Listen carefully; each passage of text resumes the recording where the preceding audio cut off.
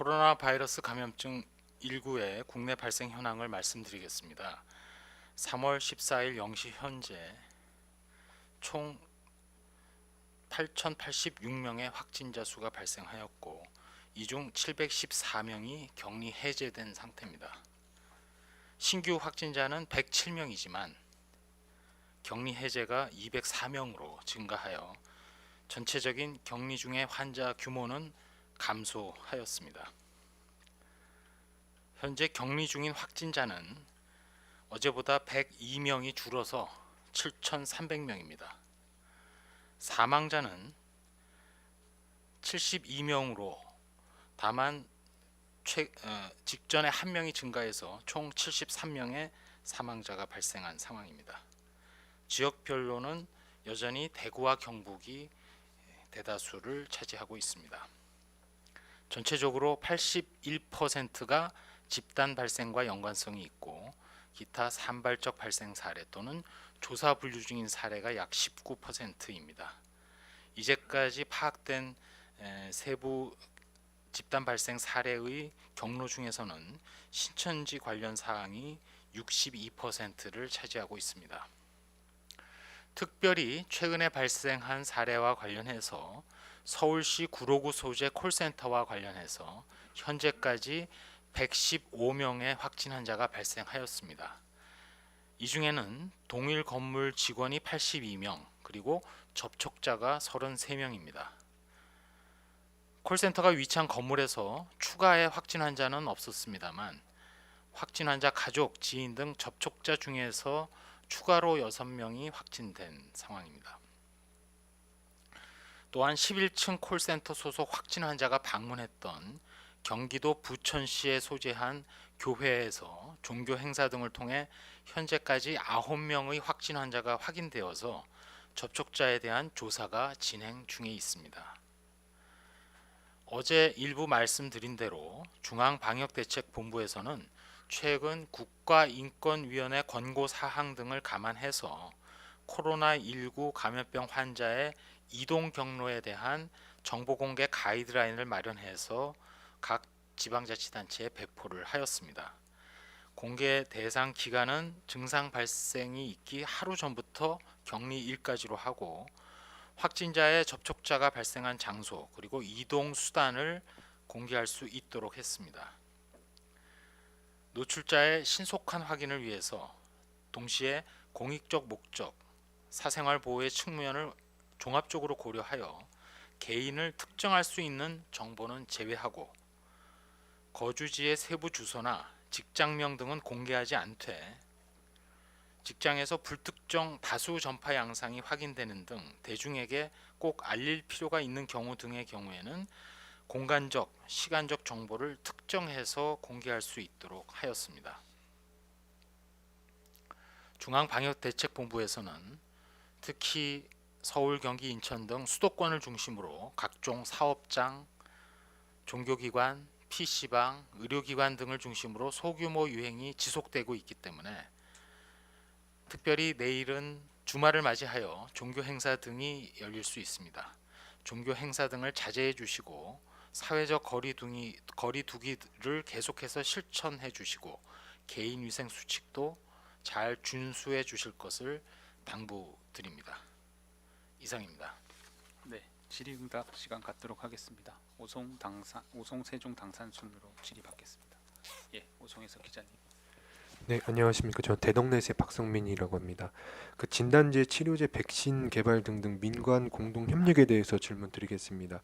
지난 브리핑에서 정부 출연위원을 비롯해서 대학 등과 민간 그 전문가 협의체를 구성해서 협력을 추진하고 있다고 말씀해 주셨는데요. 구체적으로 어느 기관과 어떤 협력을 하고 있는지 그리고 어떤 전문가들이 같이 협력하고 있는지를 알고 싶습니다.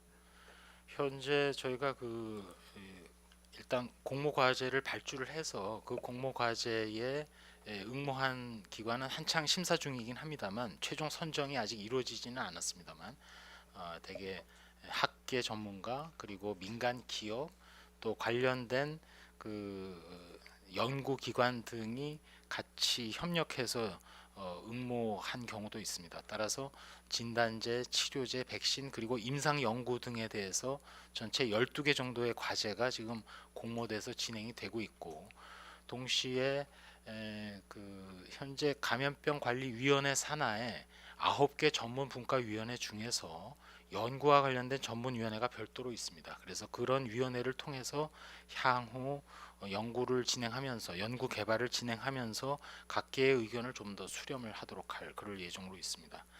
동시에 특별히 임상 연구와 관련해서는 현재 그 중앙임상위원회가 국립중앙의료원 등을 중심으로 해서 구성이 되어 있기 때문에 중앙임상위 등을 기본으로 해서 또 활발한 연구가 조속한 시일내에 진행될 수 있도록 계속 노력하고 있다는 말씀을 드립니다.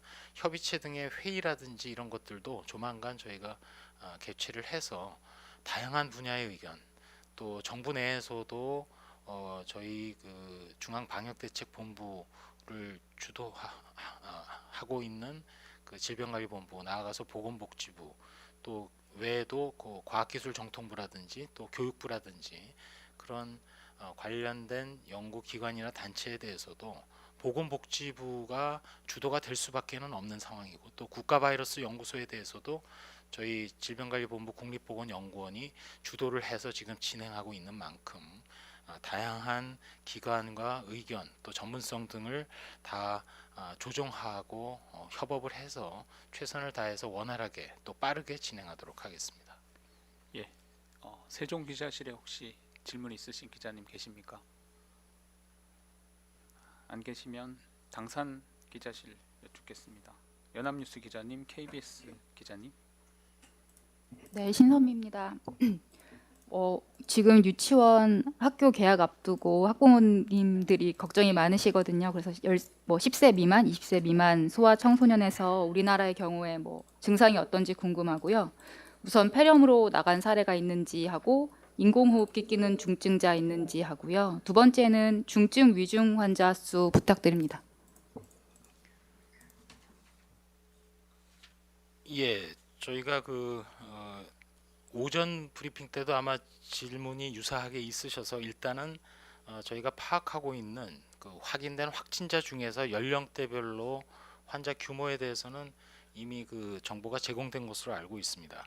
다만 10세 미만의 경우와 관련해서는 요 정확한 수치는 저희가 별도로 공지를 해드릴 텐데, 참고로 우리나라에서 우리나라의 전문가로 WHO가 구성한 중국에 대한 합동 조사단의 일원이 되었던 서울의대 이종구 교수 전 질병관리본부장이 최근 우리 중앙방역대책본부를 찾아서 중국에서의 조사 내용을 공유를 한 바 있고, 또 지난 목요일 오전에는 한중일 3국의 질병관리기구 간의 전화 회담을 통해서 정보를 공유한 바 있습니다. 그때 상황으로는 중국이 사례가 상당히 많은데, 전체적으로 특별히 그 소아 청소년, 특히 아동의 경우에는 환자의 규모도 상당히 작고 또 증상도 경미한 경우로 나타났다. 다만 그 이유에 대해서는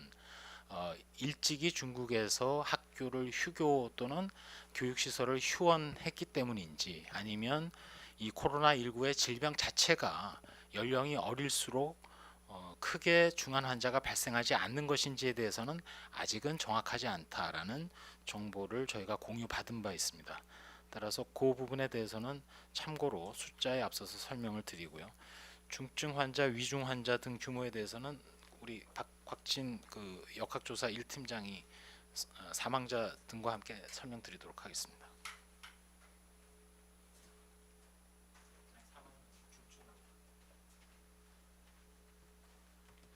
네, 오늘 입원 환자분들 중증도 현황 말씀드리겠습니다. 전체 중증 단계 이상으로 판단되시는 분이 지금 92명이 확인되고 있고요.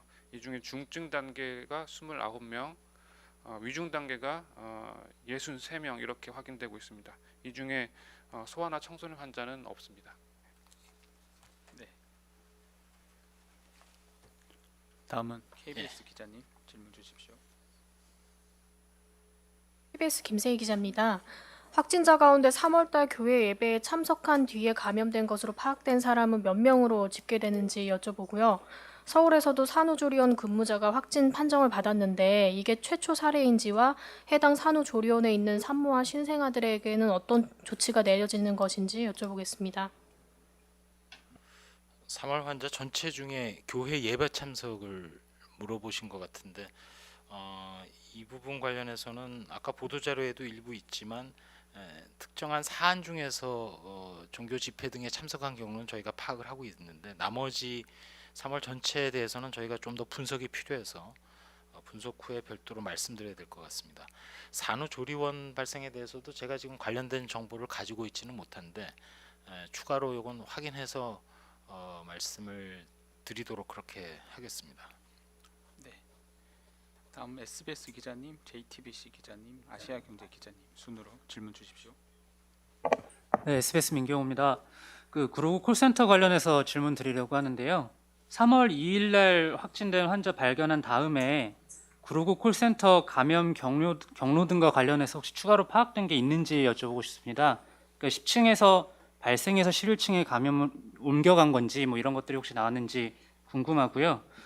콜센터 관련해서 검사 대상자가 이제 2월 21일 이후로 확대되면서 추가로 검사받은 사람이 몇 명이고 혹시 확진된 사람이 나왔는지 궁금합니다. 또 5층에서 있었던 그 대규모 행사 관련해서도 혹시 감염의 뭐 영향이나 경로 파악하는 데 좀 추가로 나온 게 있는지 말씀 부탁드립니다.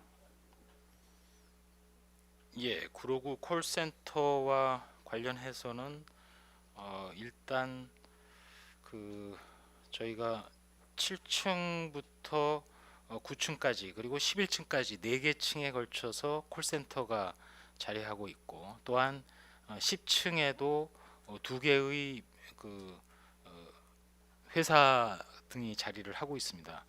여기에 전체적으로 그 저희가 조사 대상 규모 자체는 883명이 대상이 되겠습니다. 특별히 11층의 경우는 애시당초는 저희가 207명 등으로 말씀드린 바가 있는데 전체를 다 파악해 보니 11층의 경우는 225명이 대상이 있었고 그 중에 확진된 규모가 80건의 양성, 즉 80명의 환자를 발견을 했습니다. 또 9층에서도 총 209명을 대상으로 검사를 해서 한 건의 양성, 한 명의 환자를 발견을 했고 그러나 8층, 7층의 경우에는 현재 양성으로 나온 건 없이 일단 확인이 된 그런 상태입니다.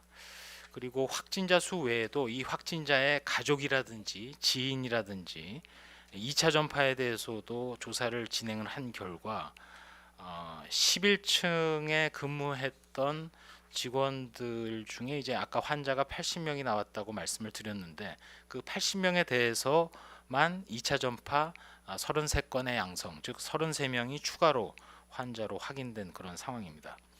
지금 쭉 말씀드린 것은 이 구로구에 있는 그 코리아 빌딩의 콜센터와 관련된 발생이라고 생각을 하시면 되고 여기에 더해서 아까 보도자료에도 있듯이 그 콜센터 직원 중에서 부천에 있는 특정 교회에 다녀온 후에 교인 중에서 발생을 한 경우가 있었고 그 양성이 추가로 확인된 경우가 있다는 말씀은 드렸습니다.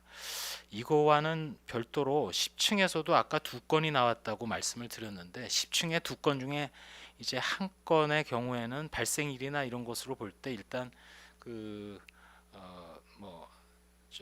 여러 가지 정황상 콜센터와는 좀 무관해 보이는 사례, 즉 왜냐하면 발병일 자체가 콜센터 전체 직원들의 발병일보다도 증상이 나타난 날이 훨씬 빠른 2월 22일에 나타난 사례가 있기 때문에 이것이 별개의 건으로도 판단이 될 수 있고 동시에 그 코리아 빌딩의 콜센터 자체의 유행과 아예 10층에서 발생한 한 건의 유행이 시간적으로는 10층에서 발생한 건이 먼저 발생을 해서 전파했을 수도 있고 각각의 경우가 별도의 전파 경로를 따라서 유행이 발생했을 수도 있기 때문에 그 부분에 대해서는 조금 더 행적 방역에 대한 역학조사라든지 이런 부분을 좀 조사를 하고 있습니다.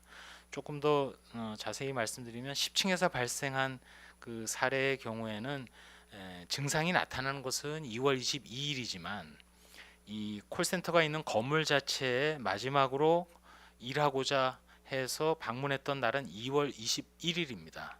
그래서 증상이 나타나기 하루 전에 이제 방문을 했었기 때문에 물론 그 중국이나 이런 경우에 코로나19 발생과 관련해서 증상이 나타나기 전에도 전파 가능하다는 얘기들이 있긴 합니다만 어쨌든 그 시간상으로 좀 더 규명해야 될 부분이 있기 때문에 그런 부분들에 대해서는 저희가 좀 더 정교하게 조사를 하고 있고 그 이것과 관련해서 앞서 말씀드린 2월 22일에 첫 증상이 발생한 경우와 관련해서는 주요 동선 자체가 경기도 남양주에 집중돼 있기 때문에 그쪽 지역에서의 행적 등에 대해서 좀 더 정밀한 역학조사를 진행을 하고 있습니다.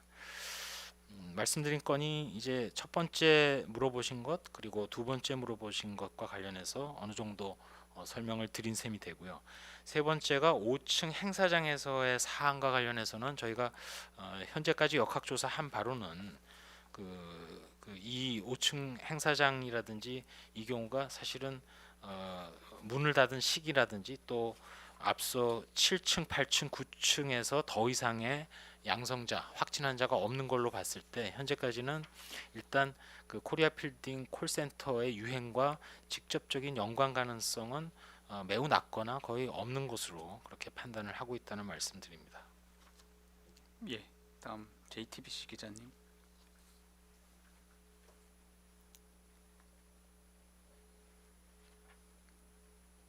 예, 당산 기자실에서 JTBC 기자님 질문 주십시오.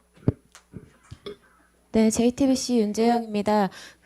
우리 국민 해외 출국 위해서 건강 상태 확인서 병원 5곳에서 발급하고 있다고 하는데 그거 어딘지 좀 부탁드리고요. 그 병원이 어딘지 좀 부탁드리고요.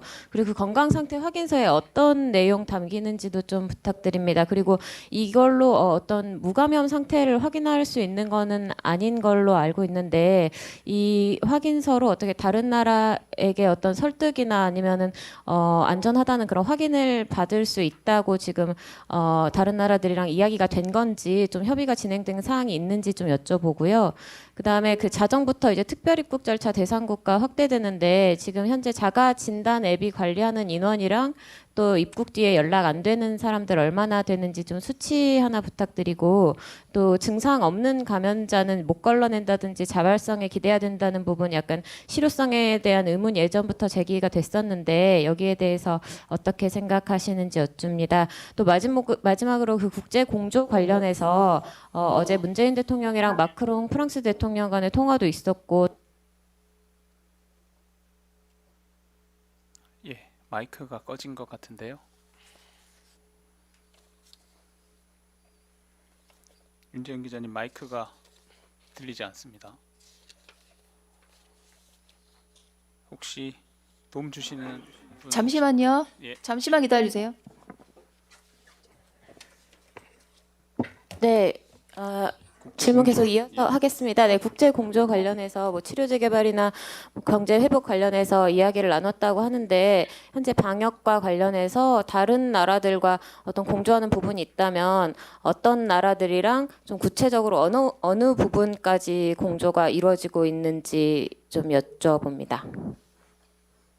예, 첫 번째 질문과 관련해서 의료기관 중에는 그 평소에도 국립중앙의료원 등을 중심으로 확열 예방 접종과 함께 예방 접종 증명서를 검역 업무와 관련해서 발부해주는 의료기관 등이 있습니다. 그래서 그 중에 코로나19의 리얼타임 PCR 검사도 가능한 기관 등을 일단 선정을 해서 해외 출국 시에 물론 상대편 국가가 요청을 해올 경우 검사하는 시점 자체에 그 리얼타임 PCR 결과 코로나19에 감염이 없다는 것이 즉 리얼타임 PCR에서 음성이 나왔다는 것을 해당 의료기관의 명의로 다만 그 검사 자체는 대한민국의 질병관리본부의 인증을 받았다는 문구를 집어넣어서 저희가 확인을 해주고 있습니다. 이 부분과 관련해서는 두 가지를 고려하셔야 되는데, 첫째는 그거 자체는 비록 그 시점에서의 무감염을 증명하는 거긴 하지만, 또한 우리나라의 경우 출국자에 대해서도 발열 감시 등 증상에 대해서도 해당 국가와 함께 동의할 경우 출국 검역을 이미 시행을 하고 있기 때문에, 그런 부분을 통해서 그 다른 나라에 대해서 요청하는 경우에는 최대한의 일단은 안전성에 대해서는 보장을 해주는 가운데 반드시 필요한 어떤 방문 등이 이루어질 수 있도록 지금 조치가 진행되고 있다는 말씀을 드립니다. 자가진단 앱과 관련해서는 입국자 추적 저희 통계를 보게 되면 누적해서 자가진단 앱을 사용하면서 유증상자로 지금까지 나타난 것은 1,009명으로 어제까지 통계를 가지고 있습니다. 현재까지 검사 결과 양성은 없는 것으로 일단 유증상자에 대한 검사 결과 그렇게 저희가 파악을 다행히 하고 있는 상황입니다. 그리고 비록 무증상이라고 일부가 있을 수는 있겠지만, 그렇지만 제가 브리핑 때 몇 번 말씀을 드렸습니다만 중국의 여러 가지 논문들, 그리고 최근에 아까 말씀드린 대로 중국을 다녀온 합동조사단의 통계에 따르면 발열 하나만 하더라도 전체 환자 중에 거의 90% 가깝게 증상이 나타나고 있기 때문에, 발열 외에도 다른 호흡기 증상이 같이 자가진단 앱을 통해서 확인하고 있기 때문에, 일단 자가진단 앱이라는 상당히 새로운 창의적인 어떤 새로운 형태의 입국자 감시 관리 체계를 통해서 저희가 관리를 하고 있다는 얘기도 드리고요.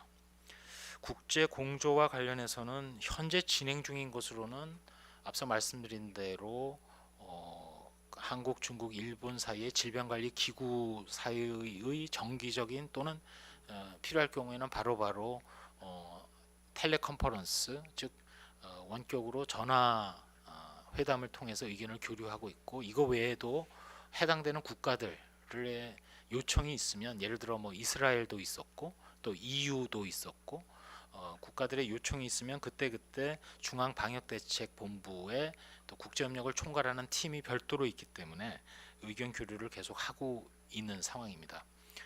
동시에 현재 최종적으로 지금 확정된 것은 아니라고 해도 세계보건기구에서도 우리나라가 우리의 예산을 가지고 우리나라에서 발생한 코로나19 환자에 대해서 역학적 동일 집단 전향 연구를 지금 계획을 해서 진행을 하려고 하는데, 그 과정에서 WHO도 그 연구에 좀 참여하고 싶다는 의향을 저희한테 요청을 해온 바 있습니다. 그 이유는 지금 전 세계적으로 코로나19가 아주 특히 유럽에서 폭발적으로 발생하고 있는 상황에서 코로나19의 임상적 특성, 또 치료에 대한 반응, 여러 가지 중증도, 사망 사례의 특징들, 또 나아가서는 시간대별로 점점 감염이 진행될수록 어떠한 임상적 또 바이러스의 특성의 변화라든지 면역학적 특성을 보이는지 등등에 대해서 상당히 궁금해하고, 또 이것이 국제적인 지침이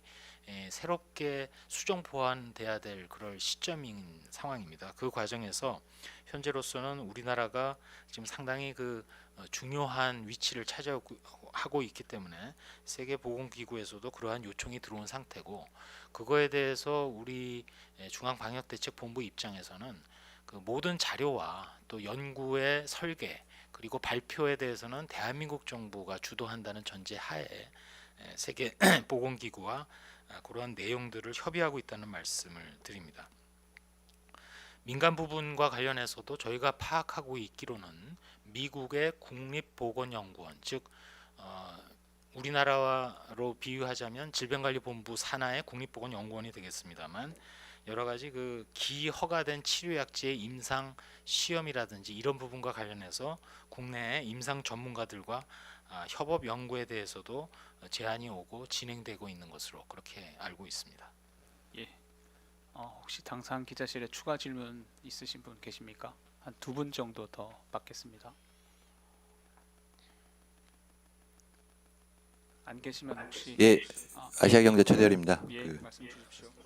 저기 오전에 그 계약 연기 관련해서 여쭤보니까 이제 노 실장님 말씀은 의견이 갈린다라고 하던데요. 그게 의견이 갈린다는 게 이제 방역본부에서는 뭐 계약을 추가 연기를 건의하고 있는 상황인 건지가 좀 궁금한데, 그렇다면 이제 어떤 근거로 그 연기를 요청하고 있는지가 궁금한데요. 가령 이제 과거에 신종플루 같은 경우에 계약하고 나면서 이제 뭐 대폭 환자가 늘었다거나 뭐 그런 식의 근거를 대고 있는 건지가 좀 궁금하고요.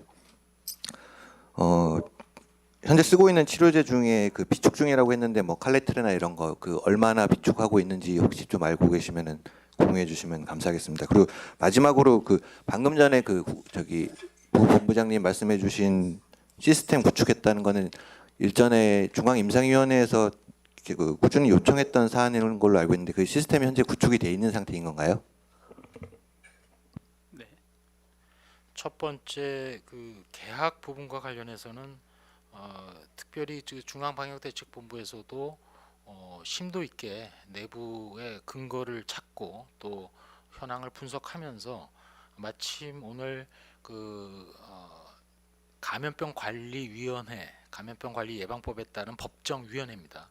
그 산하의 9개 전문위원회 중에서 감염병 위기대책 전문위원회가 오늘 오후에 열리게 됩니다. 그러면 그 위원장 이하 전문가들이 또 전문가를 비롯한 초빙된 추가적인 전문가들이 모여서 뭐 여러 사안에 대해서 논의를 할 때 아마 이런 뭐 개학 문제도 일종의 사회적 거리두기 정책에 대한 어떤 평가라든지 향후 어떤 식의 대책이 추가로 필요한지를 논의하게 될 테니까 더 논의가 이루어질 것으로 생각을 하고 있습니다. 다만 그 방역대책본부 입장에서는 전체적으로 지금 해외에서도 폭발적인 코로나19의 발생이 이어지고 있고 동시에 비록 증상이나 또 치명률 자체가 소아 청소년기에 낮은 것은 사실이긴 하지만 인플루엔자의 예를 보게 되면 대부분 전 사회적인 전파의 시작이 아동으로부터 시작해서 가정을 거쳐서 사회로 전파되는 것이 과거 우리가 알고 있는 독감의 유행 양상이기도 합니다. 따라서 일단은 계약을 또 연기할지 또는 예정대로 할지 여부를 떠나서 중앙방역대책본부 입장에서는 지금까지 취해왔던 사회적 거리두기와 관련된 각종 방역대책, 예를 들면 사업장의 경우 저희가 발열감시도 당부를 드렸고 또한 사업장 내에서의 감염관리 책임자를 두는 부분, 또 개인위생을 위한 예방 홍보라든지 손 씻기 시설의 확대라든지 이런 것들도 여러 차례 당부를 드리고 지침화했습니다만 그러한 여러 행동 수칙을 비롯한 설비나 또 제도의 운영이 그 학교를 비롯한 교육기관에도 매우 철저하게 준비되고 이행이 돼야 된다. 이 부분은 개학이 언제 될지와 무관하게 이제는 생활에서 방역이 실천돼야 된다. 대상이 누구이든 장소가 어디이든 간에 건강을 위해서는 그러한 방역 대책에 만전을 기해야 한다는 그런 일단 입장을 가지고 전문가들과 좀 더 논의하고 또 부처 내에서도 저희 좀 더 협의를 진행을 하고 있다는 말씀을 드리겠습니다.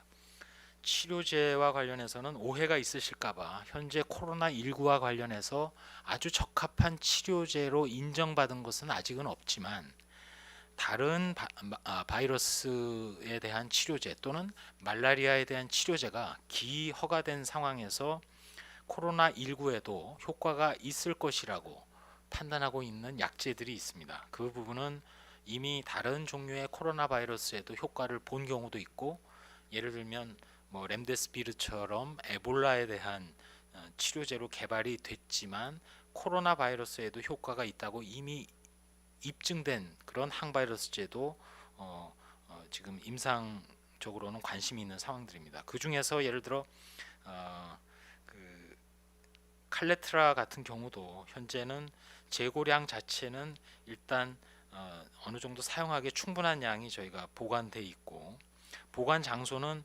국립중앙의료원 등을 비롯한 국립대병원 일부 등에 지금 보관이 돼 있고 특별히 그 대구 지역이기 때문에 경북대병원, 대구 파티마 병원 등에 보관이 돼 있는 상황입니다.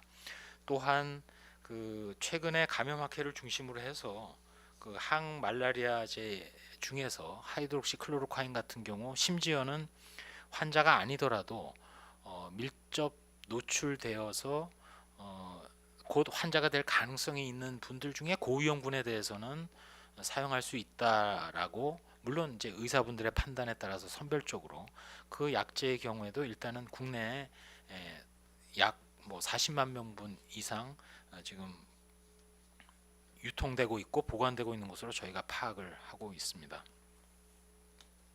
마지막 질문은 제가 잘 이해를 못했는데 한 번 더 최 기자님 어떤 부분이 그게 얘기하셨나요? 오명돈 교수가 과거부터 꾸준히 요청을 해왔던 거잖아요. 가령 이제 확진이 중요한 게 아니고 그 증상 발현일 같은 게 중요한데 그런 시스템이 없어서 질본 쪽에 꾸준히 요청을 하고 있다. 시스템을 좀 마련해 달라. 왜 그런 건지가 궁금한데요. 예. 그 부분은 저희가 역학조사를 할 때 당연히 그 확진일보다는 역학적으로는 발병일, 처음 증상이 나타난 날짜가 매우 중요하고 그것이 그 역학적인 분석을 하는데 기본적으로 필요한 상황이기도 합니다. 근데 그동안 저희 그 중앙방역대책본부의 질병관리본부 입장에서는 갑작스러운 어떤 그 대구를 비롯한 특별관리 지역의 폭발적인 환자 증가로 인해서 제대로 그 자료 수집이나 입력이 잘 안 되는 경우가 많이 있었고, 그 부분에 대해서는 저희가 그 시간은 좀 지연이 되고 있지만 어느 정도 기능을 회복을 해서 계속 자료를 보완을 하고 있습니다. 유사한 사례로 그 한중일 질병관리기구의 전화회담 때도 확인을 했는데 역시 중국도 마찬가지로 확진일을 먼저 파악을 하고 워낙 사례가 많다 보니까 발병일이라든지 좀 더 자세한 역학적인 분석 자료가 뒤늦게 또 분석이 되어서 두 개를 같이 자료를 보면서 논의를 저희가 한 적이 있습니다만, 저희로서는 일단 그 부분에 대해서는 최선을 다해서 지금 다시 복구 노력도 자료를 보완하는 노력을 하고 있고, 그 과정에서 심지어는 그 민간 전문가들도 뭐 저희 자료 분석에 같이 참여를 해서 노력을 하고 있다는 말씀드립니다. 예, CBS 기자님, 연합뉴스 기자님 두 분 질의 받고 마무리하겠습니다. 네, CBS 황영찬입니다. 지금까지 중동과 유럽에서 입국한 내국인, 외국인 중 확진자가 얼마나 되는지 궁금하고요. 또 내일부터 특별 입국 절차가 유럽 5개국으로 확대되는데 지금 전 세계적 전파 상황을 보셨을 때 다른 유럽 국가로도 확대한다든지 미국 같은 국가를 포함시킨다든지 고려하시는 상황, 현황 평가 사항을 듣고 싶고요. 또 무감염 인증서라는 게 말씀하신 대로 진단검사 실시했던 당시에는 음성임을 증명할 수 있어도 검사 당시 잠복기라든지 다른 경우로 감염됐다든지 해서 그렇게 해외를 방문했을 때 현지에서 확진될 가능성이 있어 보이는데, 이 경우 질본이 인증한 거다 보니까 정부의 신뢰도나 외교적 문제가 벌어질 수도 있어 보이거든요. 이에 대한 설명을 좀 부탁드립니다. 예, 뒤에 거부터 다시 말씀을 드리면 무감염 확인증이 아니라 건강상태 확인서가 되겠고, 그 검진이 이루어진 의료기관 명의의 발급인데, 따라서 검사가 이루어진 그 시점에서 코로나19에 대한 RT-PCR 결과 음성이 나왔다는 거지, 그것 자체가 뭐 예를 들어서 잠복기에 매우 초반에 있었다든지 또 바이러스의 복제가 활발히 일어나기 전이라면 지금 말씀하신 대로 충분히 의학적으로는 의미가 약할 수도 있는 것은 사실이긴 합니다. 다만 이미 출국 때 증상에 대해서는 출국 검역 등을 통해서 발열을 확인을 하고, 또 그 해당 국가가 대부분의 많은 국가들이 지금 자국 내에 입국하는 외국인 등에 대해서는 대개 14일 자가격리를 하거나 또는 입국 시에 검역을 통해서 또 증상을 또 확인하고 있는 것들이기 때문에 그 검사 하나만이 아니라 그 해당 국가가 그거에 더해서 다른 조치들까지 다 고려를 해서 판단을 하는 부분이다라는 말씀을 드립니다. 그 첫 번째 질문과 관련해서는 지금 국내에 3월 13일 현재 통계를 보게 되면 국내에 들어오고 있는 입국자가 가장 많은 숫자가 현재 이제 중국이 2,580건, 한 2,600건 정도의 입국이 있고, 그 다음이 미국이 한 1,800건, 일본이 한 980건 정도. 그러나 평상시의 입국 규모에 비해서는 상당히 규모 자체는 많이 줄어든 상태이긴 합니다. 미국은 약 일주일 전에 비해서는 한 반 정도가 줄어들었고, 일본의 경우에도 지금 특별 입국 절차 등이 진행되고 있습니다만 일주일 전에 비해서는 4분의 1로 줄어든 상태이기도 합니다. 그래서 일단 저희가 내일부터가 되겠습니다만 일요일자 0시를 기해서 유럽에서 코로나19의 다발생, 거기에 더해서 국내에 입국하는 규모가 큰 국가들에 대해서는 특별 입국 절차를 시작을 하게 되고, 계속해서 저희가 다른 주요 발생 상황 등을 평가하고 또 국내에 입국하는 규모까지를 고려해서 이 특별 입국 절차에 대해서는 적극적으로 시행을 준비하고 또 모니터링하도록 하겠습니다. 특별 입국 절차라는 것이 무턱대고 저희가 입국을 막는다 이런 것이 아니라 누차 설명을 드렸습니다만 입국자에 대해서도 관리를 통해서 합리적인 자가진단 앱이라는 방법 또 여러 가지 모니터링을 통해서 관리를 하는 부분이기 때문에 이 부분과 관련해서는 어떻게 보면 저희로서는 새로운 형태, 좀 더 효율적이면서도 또 자율적일 수도 있고 또 과거의 폐쇄적인 그런 입국 또는 검역 절차에 좀 더 개선을 가한 부분이기 때문에 이 부분과 관련해서는 저희가 계속 모니터링을 하면서 시행에 차질이 없도록 그렇게 하겠습니다. 중동 지역의 경우는 지금 입국자 통계를 보게 되면 카타르의 경우가 이제 3월 13일 현재 한 200건 정도의 입국이 있는 것으로 지금 통계가 나오고 있는 상황이긴 합니다. 예. 그럼 끝으로 연합뉴스 기자님 질문해 주십시오.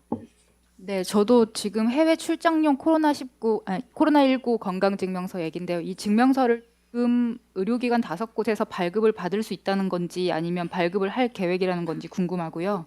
또 이 5개 기관 명칭, 그러니까 이게 어디인지 궁금합니다. 5개 의료기관 명칭은 확정해서 저희가 알려드리겠습니다. 근데 아까 말씀드린 대로 국립중앙의료원 등 이제 기관 등이 해당이 되고, 논리 자체는 말씀드린 대로 의료기관에서 리얼타임 PCR을 통해서 검사하는 그 순간에 검사에 응한, 즉 불우불급하게 출장을 또는 해당 국으로 출국을 하려는 사람의 몸속에 코로나19 바이러스가 존재하지 않는다 또는 복제되고 있지 않다는 그런 증명을 해주는 것이고, 동시에 그 검사 방법 자체는 질병관리본부가 인증한 검사 방법이라는 것을 확인해 주는 겁니다. 따라서 그 부분에 대해서 해당 국가가 수용을 해서 앞서 말씀드린 다른 방법의 출국 검역 또 그 해당 국가의 입국 검역 절차 등을 통해서 확인이 됐을 경우 수용을 하게 되면 당연히 그걸 이제 받아들일 수 있는 것이고, 다만 그 부분과 관련해서 확률적으로 말씀드린 대로 잠복기 중에 있을 경우에 물론 소위 환자로 발전될 가능성을 배제할 수는 없습니다. 근데 그 부분과 관련해서도 해당 국가가 별도의 다른 조치, 즉 입국자에 대한 14일간의 자가격리라든지 또는 입국 검역대의 다른 증상까지도 확인하는 것으로 만약 가름을 하고 수용을 하게 되면 충분히 합리적이고 타당한 그런 방법이 될 수 있다고 봅니다. 의료기관 5곳에 대해서는 명단은 추가로 좀 한번 확인해서 전달 공개 가능 명단인지 하도록 하겠습니다. 한번 확인해 보고 기자님들께 말씀드리겠습니다. 다시 한 번만 질문드리겠습니다, 부본장님. 5군데에서 지금 현재 발급을 하고 있습니까? 아니면 국립중앙의료원 한 곳에서만 하고 있습니까? 국립중앙의료원 등을 포함해서 5군데가 하고 있는 것으로 저는 파악하고 있습니다. 네. 혹시 관련해서 더 여쭤보실 분 있으십니까? 그거는 좀 더 확인해서 말씀 바로 드리도록 하겠습니다. 네. 그럼 질의응답은 이상 마치도록 하겠습니다. 그럼 부본부장 짧은 마무리 발언 듣고 정례 브리핑 마치도록 하겠습니다. 코로나19와 관련해서 전 세계에 지금 특별히 중국이라든지 우리나라의 경우는 WHO 사무총장이 팬데믹이라는 대유행이라는 발표를 하면서도 발생 전체 규모가 좀 줄어들고 있다는 언급 대상으로 오를 정도로 그동안 많은 노력 그리고 국민들의 사회적 거리두기에 대한 적극적인 참여가 기여를 해온 것이 사실입니다. 다만 방역이라는 것이 항상 상상 못하는 형태로 또 방심한 틈을 병원체가 뚫고 들어온다는 것이 과거의 경험이었고 또 지역사회에 아직도 인구가 특별히 많은 수도권을 중심으로 해서 연결고리를 완벽히 규명해내지 못하고 있는 지역적 국소적 전파가 지속이 되고 있는 상황입니다. 따라서 대구 경북 지역을 교훈 삼아서 우리 중앙방역대책본부는 물론 지방자치단체에서도 항상 최악의 단계를 염두에 두고 각종 자원이나 인력을 준비를 해오고 있고 그렇게 대비를 할 것입니다. 국민 여러분께서는 뚜렷한 백신 그리고 치료제가 없는 현 상황에서 코로나19로부터 방역을 성공적으로 이행하기 위해서는 각자가 개인위생 수칙 그리고 사회적 거리두기 특별히 이번 주말에 각종 종교적 집회가 있기 때문에 그런 부분과 관련해서 자제하시고 또 몸이 아프신 분들께서는 외출을 자제하시면서 의료기관을 이용하실 때에도 의료기관 자체의 기능이 마비되지 않도록 마음을 쓰셔서 며칠 집에 견뎌보시고 증상이 좋아지시지 않을 경우에는 1339 등을 통해서 연결을 해서 선별진료소 또는 안심병원을 이용한다든지 하는 그런 합리적 의료 이용을 해주시기를 거듭 부탁을 올리겠습니다. 이상입니다. 예, 오늘 정례 브리핑 마치도록 하겠습니다. 참석해 주신 기자님 감사합니다.